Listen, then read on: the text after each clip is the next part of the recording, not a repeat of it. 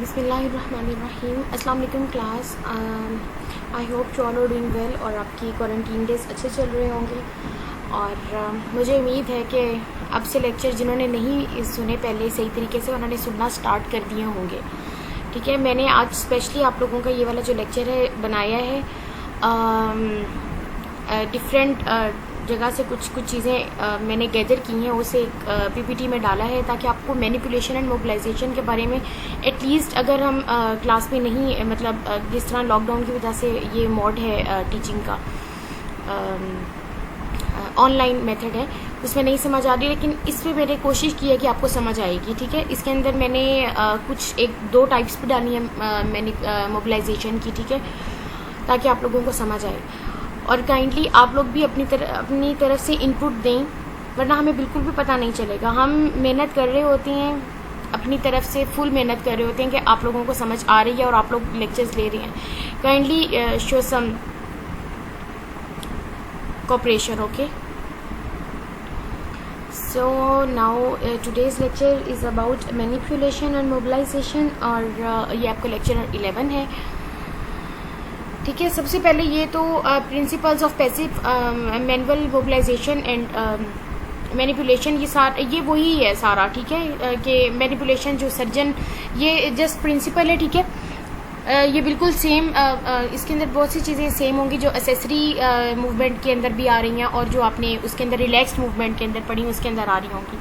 So just ये मैं इतना ज़्यादा नहीं पढ़ूंगी, ये मैं जस्ट आपको थोड़ा थोड़ा इसके बारे में ब्रीफ करूंगी क्योंकि हम ये पढ़ चुके हैं। ठीक है, तो मैनिपुलेशन जो सर्जन परफॉर्म कर रहा है, ठीक है, परफॉर्म बाय अ सर्जन और a physician are usually given under general और लोकल एनेस्थीसिया। लेकिन उसके बाद जो वो ट्रीटमेंट आपका हो जाएगा उसके बाद फिजियोथेरेपिस्ट के ऊपर डिपेंड करता है सब कुछ कि उसने किस तरह से पेशेंट के अंदर रेंज ऑफ मोशन लानी है। ये नहीं है कि मैनिपुलेशन एक दफ़ा सर्जरी के थ्रू आ गई है और उसके बाद ठीक है, मैनिपुलेशन हमने एक बाई हैंड पढ़ी थी जो फिजियोथेरेपिस्ट कर रहे हैं और जो उसके नहीं उससे हो रही, ठीक है, जो कि इतनी ज़्यादा एडिशंस बन गई हैं तो फिर उन्हें सर्जरी के थ्रू किया जाता है। ठीक है, तो उसके बाद फिर फिजियोथेरेपिस्ट दोबारा उन रेंज ऑफ मोशन को मेंटेन करवाएगा और विद पेशेंट कोऑपरेशन ऑल्सो। ठीक है, अब ये क्या है principles of giving control sustain stretching, ये भी हमने पढ़ लिया था कि पेशेंट कंफर्टेबल होना चाहिए, वेल सपोर्टेड होना चाहिए, रिलैक्स्ड होना चाहिए और उसकी पोजीशन अप्रोप्रिएट होनी चाहिए। ठीक है, कैसे with suitable fixation the part is grasped by the physiotherapist and moved in such a way that a sustained stretch can be applied to a contracted structures. For example bicep flexors जो हैं उसके अंदर आपका क्या है contracture बन गया, वो शॉर्ट हो गए हैं, अब हम सस्टेन स्ट्रेचिंग करेंगे। ठीक है, एक पार्ट को हम फिक्स करेंगे, जारी बात है हम आपके जो ऊपर पार्ट है आपकी हम आर्म को फिक्स करेंगे और फोर आर्म को मूव करेंगे, उसे स्ट्रेच करेंगे। ठीक है, और क्या है for a period of time with in a functional pattern of movement, ताकि उसके जो विद इन जो उसके मतलब बाइसेप फ्लेक्शन जिस डायरेक्शन में मूवमेंट होगी हमें उसी में ही करनी होगी। ठीक है, ये मतलब है इसका। अच्छा, इसके अफेक्ट्स एंड यूजेस हैं ये सस्टेन स्ट्रेचिंग के। ठीक है, क्या है जो ज़ाहिरी बात है जो मसल्स शॉर्ट हुए हैं, फेशिया आपका टाइट हुआ है, फेशिया और आपके जो मसल्स टाइट हुए हैं उन्हें इसके थ्रू स्ट्रेच होगा। एक मैं आपको बता दूं, control stretching and progressive splintage of talipes equinovarus, ये एक पाँव की डिफॉर्मिटी है। ठीक है, कंजेनिटली ऐसे होता है कि पाँव आपके अंदर की तरफ मुड़े हुए होते हैं। उसके अंदर भी क्या होता है कि अगर उसे इनिशियली आप उस पर स्ट्रेचिंग करें, यही सस्टेन स्ट्रेचिंग, ठीक है, जैसे आप उसे स्ट्रेच कर रहे हैं जैसे पाँव को है, ठीक है, आप उसकी जहाँ पे मसल्स टाइट हैं उन्हें स्ट्रेच करेंगे और स्ट्रेचिंग के साथ साथ आप स्प्लिंट भी लगा दें। स्प्लिंट भी जाहिर बात है स्ट्रेचिंग करेगा। आप क्या करेंगे, एक नॉर्मल पोजीशन में पाँव को रख के जो मतलब हमें रिक्वायर्ड है उस पोजीशन में उसे करके और उस पर स्प्लिंट लगा देते हैं ताकि वो उसमें स्ट्रेचिंग होती रहे। ठीक है, फिर कुछ टाइम पीरियड के बाद हम उसे उतार देते हैं। ठीक है, तो मैं आपको वैसे टेलिप्स इक्विनोवेरिस की एक पिक्चर डाल के आपको वैसे अभी आपका रिक्वायर्ड नहीं है, लेकिन मेरी कोशिश होती है कि जो सी टर्म्स आ रही हैं हम साथ साथ उन्हें फिर भी देख लें। तो ये वाली इसको मैं आपको या तो व्हाट्सएप के ग्रुप पे एक बता दूंगी, ठीक है, या जो हमारा नेक्स्ट लेक्चर होगा उसमें बाकायदा है इसकी एक दो स्लाइड में आपको टेलिप्स इक्विनोवेरिस की डाल दूंगी। ठीक है, अच्छा, सो जो आज मैंने टॉपिक आपका स्पेशली बनाया है मोबिलाइजेशन मैनिपुलेशन को समझाने के लिए वो यहाँ से स्टार्ट होता है।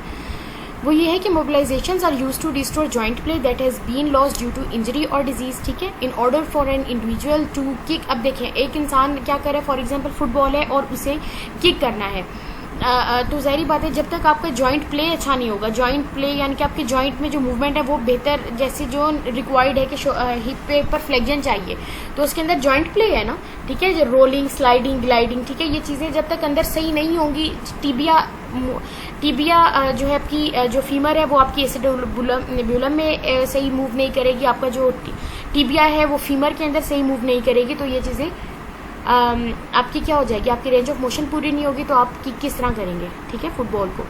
तो further more gentle oscillations within the available joint play is a technique use to decrease pain, ठीक है। और मैनिपुलेशन क्या है, ये क्विक मूवमेंट्स हैं that occur beyond the available joint play range. The purpose of manipulation और joint thrust भी इसे कहते हैं। क्या करते हैं, इसका मकसद होता है कि आपकी जो अवेलेबल रेंज है उसे बढ़ाया जाए, ठीक है, to increase the available range if it is not full. Secondly manipulation are done to break adhesions. अब जाहिर बात है आपके जो एक नॉर्मल आपकी वो जो रेंज है उससे अगर थोड़ा सा बियॉन्ड जा रहे हैं तो जाहिर बात है वो जो एडिशंस अंदर स्ट्रक्चर्स बन गए हैं जॉइंट में मूवमेंट ना होने की वजह से, जाहिर बात है उससे भी ये क्या करेगा, उसके लिए भी हेल्पफुल है मैनिपुलेशन, ठीक है। अच्छा, किन सर्कमस्टांसिस में हमने अवॉइड करनी है मैनिपुलेशन एंड मोबिलाइजेशन, तो क्या है, जब ऑस्टियोआर्थराइटिस है, जैसे स्पाइन के ऊपर भी मैनिपुलेशन एंड मोबिलाइजेशन होती है, ठीक है, ये हम पढ़ेंगे अपने फर्दर सेमेस्टर्स में। अगर कोई ऐसी कंडीशन है, ऑस्टियोआर्थराइटिस है, ऑस्टियोपोरोसिस है आपको, तो आप उस पर नहीं करेंगे। ट्यूमर और मिलिग्नेंसी है उस जगह की, तब नहीं करेंगे। अगर कोई आपकी जैसे क्या है द फ्लो, ठीक है, कोई आपका कोई ब्लड वेसल का वहाँ पे क्या है कि वहाँ पे ब्लड फ्लो थोड़ा सा लिमिटेड है उस जगह पे, तब आप नहीं करेंगे उस जगह पर परफॉर्म, ठीक है। और क्या है, लूज बॉडी होती है जॉइंट के अंदर बन जाती है, तो पॉपिंग साउंड आती है, लूज बॉडीज जॉइंट के अंदर बन जाती है, पॉपिंग साउंड आती है उससे, ठीक है। अगर वो एक जॉइंट के अंदर बनी है तब नहीं करेंगे। अगर जॉइंट की रिप्लेसमेंट हुई है और अभी स्टार्ट हुआ है, आप उसमें नहीं करेंगे, ठीक है। तो डिजेनरेटिव चेंजेस, और जहाँ पे अभी आपको सही डायग्नोसिस फुल नहीं है, जहाँ पे पता ही नहीं है आपको कंडीशन क्या है, तो आप और रेंज ऑफ मोशन फुल नहीं है, तो ऐसे बगैर किसी डायग्नोसिस के ऐसे ही नहीं मैनिपुलेशन एंड मोबिलाइजेशन कर देनी, ठीक है। अच्छा, अब मोबिलाइजेशन, ये डिफरेंस मैंने दोनों का लिखा है कि मोबिलाइजेशन क्या है, passive joint movement for increasing range of motion और decreasing pain applied to joints and related soft tissues at varying speeds and amplitudes. Amplitudes ना बेसिकली डिस्टेंस है, जैसे फॉर एग्जांपल अभी आपकी अवेलेबल रेंज है, ठीक है, अभी उसका जैसे 1% आपने हाफ रेंज में देना है, तो ठीक है, वो हाफ रेंज में उतना एम्पलीट्यूड होगा जितनी मतलब उस हाफ रेंज के लिए रिक्वायर्ड है। आपने अगर उससे ज़्यादा में देना है तो एम्पलीट्यूड बढ़ जाएगा, ठीक है। एम्पलीट्यूड बेसिकली यहाँ पे मकसद हो रहा है कि जो आप वो प्रेस कर रहे हैं ना, कि वो कितना जाना चाहिए प्रेस होकर, ठीक है। Force is light enough that patients can stop the movement. और इसके अगेंस्ट मैनिपुलेशन क्या है, passive joint movement for increasing joint mobility, ठीक है, incorporates a sudden forceful thrust that is beyond the patient's control, ठीक है। अच्छा, अब ये इसकी टाइप्स मैंने कुछ डाली है कि मोबिलाइजेशन विद मूवमेंट है, ये हम पढ़ेंगे आगे, ठीक है। मोबिलाइजेशन ये सिर्फ आपको जस्ट थोड़ा सा बताया है मैंने इसके अंदर। इसमें क्या है, sustained accessory mobilisation applied by clinician. क्या हो रहा है कि फिजियोथेरेपिस्ट अब ना एसेसरी मूवमेंट क्या है, ये जो आप ग्लाइड कर रहे हैं, ठीक है, फॉर एग्जांपल आप ग्लाइड कर रहे हैं, आप एल्बो जॉइंट पे ग्लाइड कर रहे हैं, ठीक है, आप क्या कर रहे हैं, एल्बो जो आपकी ये रेडियस है उसे किस पे मूव करवाना चाह रहे हैं, आप यूमरस पे मूव करवाना चाह रहे हैं, ठीक है। अब क्या कर रहे हैं, जो फिजियोथेरेपिस्ट अप्रोच करेगा उस जॉइंट को और वहाँ पे ग्लाइड करवा रहा है रेडियस और ह्यूमरस को, फॉर एग्जांपल आप क्या कर रहे हैं, नीचे की तरफ ग्लाइड कर रहे हैं, ठीक है। तो लेकिन और उसके बाद क्या है, जब वो ग्लाइड मेंटेन की हुई है, आपने प्रेस किया होगा फिजियोथेरेपिस्ट ने, ठीक है, अब वो उसने मेंटेन किया होगा, प्रेशर डाउनवर्ड दिया होगा, और साथ ही पेशेंट जो कि मूवमेंट अपनी क्या करेगा, खुद आप मूवमेंट करेंगे जिसके अंदर आपकी बोन का जो सेगमेंट है फोर आर्म वो ऊपर आ रहा है, ठीक है। ये हो रहा है कि मोबिलाइजेशन वो कर रहा है विद मूवमेंट। आइए समझ, तो यही इसके अंदर बात लिखी हुई है, अब आपको समझ आ जानी चाहिए। क्या है, accessory mobilisation applied by a clinician physiotherapist to and range and physiological movement applied by the patient. अब ये फिजियोलॉजिकल मूवमेंट है ना, फिजियोलॉजिकल मूवमेंट, ये जो ऑस्टियोकाइनेमेटिक्स है ये हमारी फिजियोलॉजिकल मूवमेंट है, ठीक है। अप्लाइड बाय द पेशेंट, कि फिजियोथेरेपिस्ट जो है वो वो उससे एसेसरी मूवमेंट करवा रहा है, उधर मोबिलाइज करवा रहा है, ठीक है। फॉर एग्जांपल उसने वहाँ पे क्या किया है, वो वहाँ से मोबिलाइज करा रहा है, और अब पेशेंट क्या है, उसने वहाँ पे मेंटेन किया हुआ है वो ग्लाइड को, और पेशेंट क्या है फिर खुद मूवमेंट कर रहा है, तो मोबिलाइजेशन विद मूवमेंट, ठीक है। और applied in A pain free direction. Physiological movements क्या होती हैं, मूवमेंट्स डन वॉलंटरीली, जैसे कि फ्लेक्शन, एक्सटेंशन, एबडक्शन, रोटेशन, और बेसिकली इसके अंदर क्या मूवमेंट्स हैं, ऑस्टियोकाइनेमेटिक्स होती हैं, और जो मूवमेंट ऑफ बोन्स, ठीक है। और आर्थ्रोकाइनेमेटिक्स क्या है, motions of bone surface within the joint, also called joint play. Arthrokinematic को हम जॉइंट प्ले कहते हैं, जैसे क्या है, roll, slide, glide, compression, distraction, ठीक है, ये है। तो movements within the joint and surrounding tissues that are necessary for normal range of motion but can not be voluntarily perform, ठीक है। वॉलंटरीली परफॉर्म नहीं हम कर रहे, कैसे, हम खुद नहीं कर रहे। अब देखें, हम एल्बो की फ्लेक्शन एक्सटेंशन कर रहे हैं, और जॉइंट के अंदर क्या है, रोलिंग, स्लाइडिंग, ग्लाइडिंग खुद हो रही है, ठीक है। कंपोनेंट मोशंस, अब इसमें क्या है, motions that accompany active motion but are not under voluntary control, जैसे कि एक्टिव मोशन है ये, जैसे आप एल्बो की, शोल्डर की फ्लेक्शन कर रहे हैं, ये एक्टिव मोशन है, लेकिन जो के अंदर जो मूवमेंट आपकी हो रही है, जैसे कि अब आप शोल्डर ऊपर कर रही हैं, अब आपका जो ह्यूमरस का हेड है वो नीचे की तरफ जा रहा है, ये जो रोलिंग हो रही है उसके अंदर स्लाइड कर रहा है, ये लिखा है कि motions that accompany active motion but are not under voluntary control, ठीक है। वो आप मूवमेंट आपकी शोल्डर, आपकी जो आर्म है वो आप ऊपर लेके आ रहे हैं, लेकिन अंदर जॉइंट के अंदर क्या मूवमेंट हो रही है, ठीक है। Joint play motion that occur with in the joint determined bye joint capsule लेग्जिटी, जितना जॉइंट की कैप्सूल लेग्जिटी होगी, लेग्जिटी का मतलब जितना अच्छा उसके अंदर इलास्टिसिटी होगी, ये नहीं है उसके अंदर कोई स्ट्रक्चर्स बने हो, एडिशंस बनी हो। तो आपको मैं बल्कि नेक्स्ट कुछ लेक्चर्स होंगे उसके अंदर मैं आपको capsular and non capsular pattern भी बताऊंगी, क्योंकि जब आप एक्टिव मूवमेंट, पैसिव मूवमेंट पढ़ रहे हैं तो ये capsular and non capsular pattern of joint के से अलहदा की ही नहीं जा सकती, ठीक है।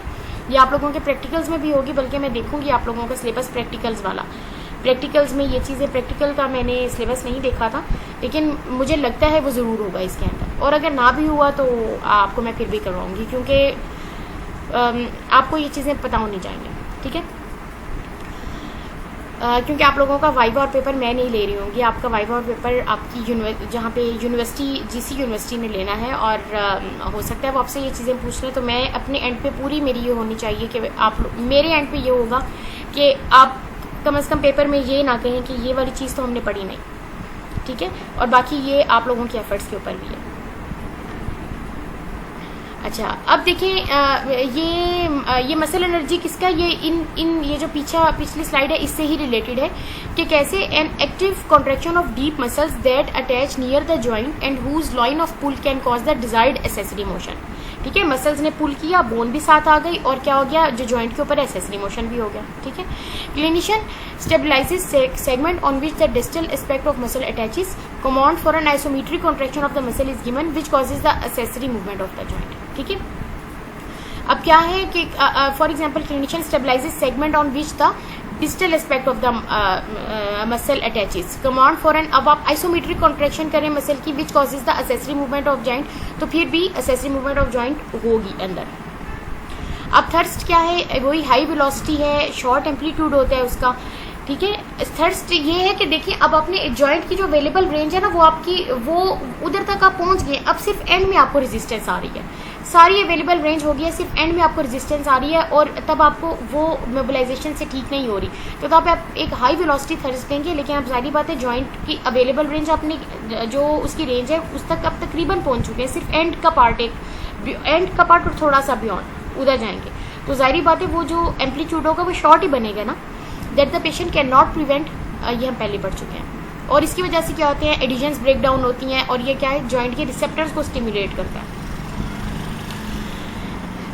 Relationship between physiological and accessory motion, ठीक है। अब ये फिजियोलॉजिकल मोशन क्या है, कॉन्सेंट्रिक और इसेंट्रिक जो active muscles, result of concentric और इसेंट्रिक एक्टिव मसल कॉन्ट्रैक्शन। अब कैसे, जब फॉर एग्जांपल एल्बो फ्लेक्शन हम करें, बाइसेप्स ने कॉन्ट्रैक्ट किया, हमारी एल्बो ने फ्लेक्स किया, ट्राइसेप्स ने कॉन्ट्रैक्ट किया, हमारी एक्सटेंशन हुई, ठीक है। ऐसे ही है ना, एबडक्शन हुई, एडक्शन हुई, रोटेशन। एसेसरी मोशन क्या है, articular surfaces relative to one another generally associated with physiological movement. सारी बातें फिजियोलॉजिकल मूवमेंट्स होंगी, ऑस्टियोकाइनेमेटिक्स होंगी, तभी आपकी क्या होगी, जॉइंट की मूवमेंट होगी, एसेसरी मूवमेंट होगी, जॉइंट प्ले होगा। आई होप सो आपको इसके अंदर मसला नहीं होगा कोई। अगर किसी ने ये लेक्चर समझ लिया ना, उसके बाद मैं कहती हूँ आप 3rd, 4th, 5th सेमेस्टर आपकी जितनी भी आगे ये बायोमैकेनिक्स आनी है, जिसे ये बेस अब समझ आ गई ना, उसे लिटरली आगे मसला नहीं होगा, क्योंकि ये आपका पीछा नहीं छोड़ने वाली एंड तक, 10th सेमेस्टर तक ये चीज़ें। ठीक है। अब फॉर एग्जांपल ये मुझे बहुत अच्छी पिक्चर मिली और मैंने डाली है कि क्लासिफिकेशन ऑफ जॉइंट मोबिलिटी। ठीक है।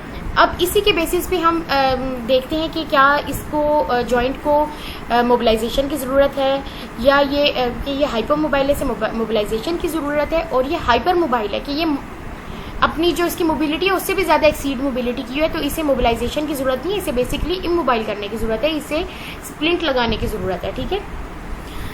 तो क्या है, फर्स्ट जो आपकी हम इसका स्टार्ट कहाँ से करते हैं, 3 से स्टार्ट करते हैं। 3 आपका नॉर्मल है। ठीक है। उसमें क्या है, no dysfunction, no treatment needed. अब 3 से पीछे क्या है, स्लाइटली हाइपोमोबाइल, उसमें मोबिलाइजेशन एंड मैनिपुलेशन देंगे। ठीक है।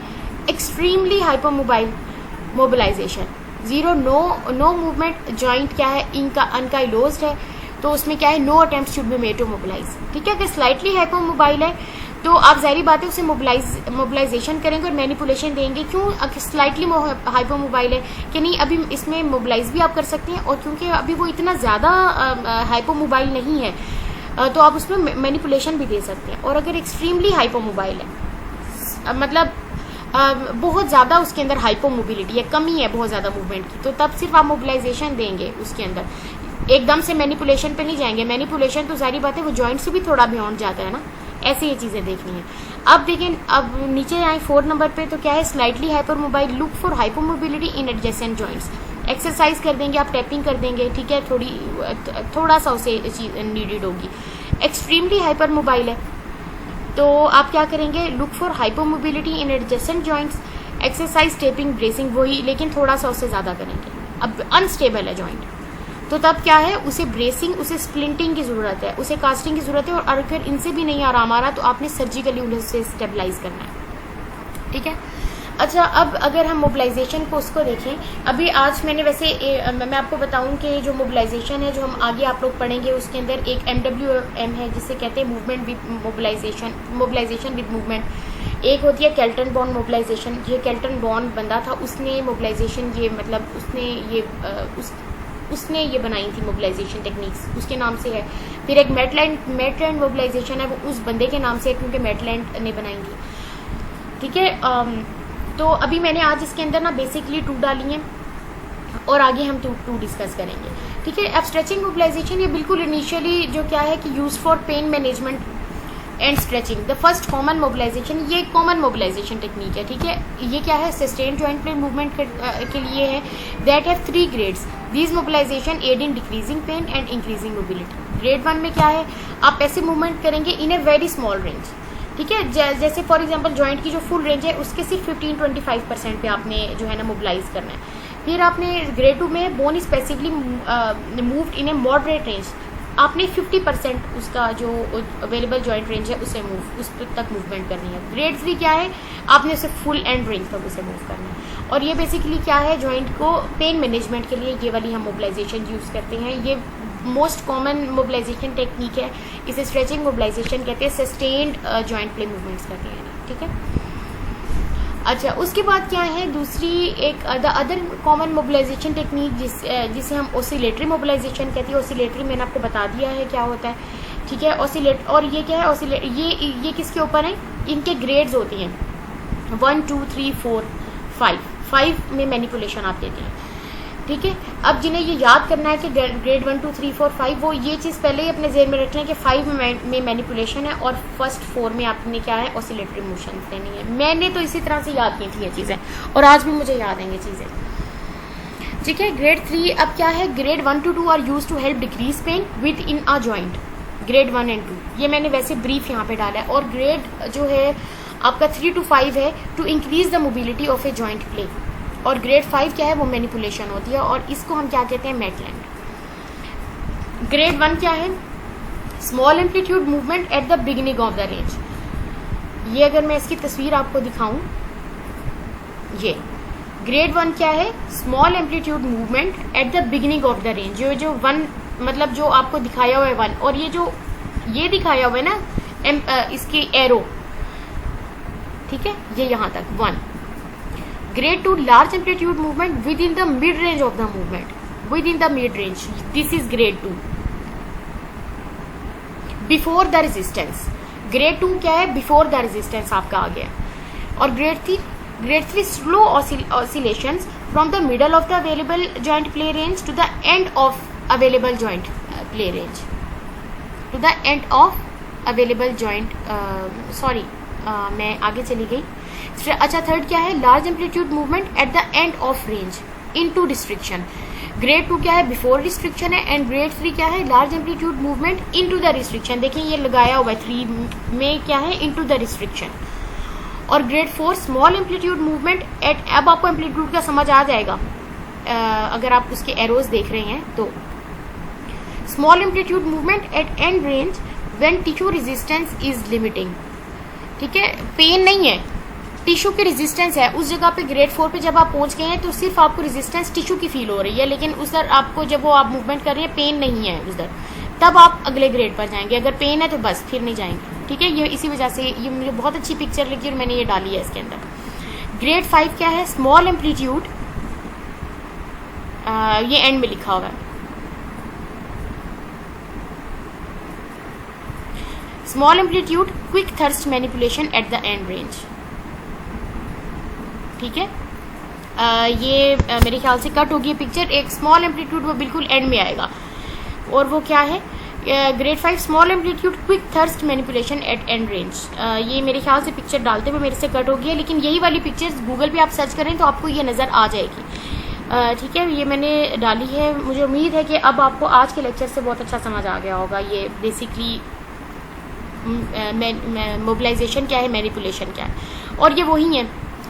ग्रेड 5 है ये, जिस तरह मैंने पहली ये वाली जो स्लाइड है ये बेसिकली इसी को ही आगे थोड़ा सा ब्रीफ करके ये लिखा हुआ है। ये बिल्कुल आप अगर फर्स्ट स्लाइड पढ़ेंगे ये आप लोगों ने खुद पढ़ना है और मुझे बताना है इसके बाद, क्योंकि इसके अंदर कुछ भी नहीं है। ये वैसे ही मैंने आप लोगों की ना एक्सप्लेनेशन के लिए डाली है ये स्लाइड। आई होप कि अब आप लोगों को पहले से बेहतर समझ आ गया होगा। अच्छा, एक आप लोगों से ये है कि आप लोग क्योंकि अभी मैं किसी बच्चे पे परफॉर्म नहीं कर सकती, लेकिन आप यूट्यूब पे मैनिपुलेशन एंड मोबिलाइजेशन देखें, एक वीडियो को ही देखें, ताकि थोड़ा सा आपका कॉन्सेप्ट क्लियर हो जाए। और जो ही ये लॉकडाउन ओवर होगा तो मैं फिर एक बच्चे के ऊपर ये परफॉर्म करके दिखा दूँगी। मैं इस पर इस वजह से ज़्यादा एम्फेसिस कर रही हूँ क्योंकि this is the basis of biomechanics, therapeutics, जो आगे आपने सब्जेक्ट्स पढ़ने हैं, ये अभी क्लियर होंगी तो आगे मसला नहीं होगा, ठीक है। सो आई होप कि आप लोगों को ये समझ आ गया होगा। Okay, this is end of your topic.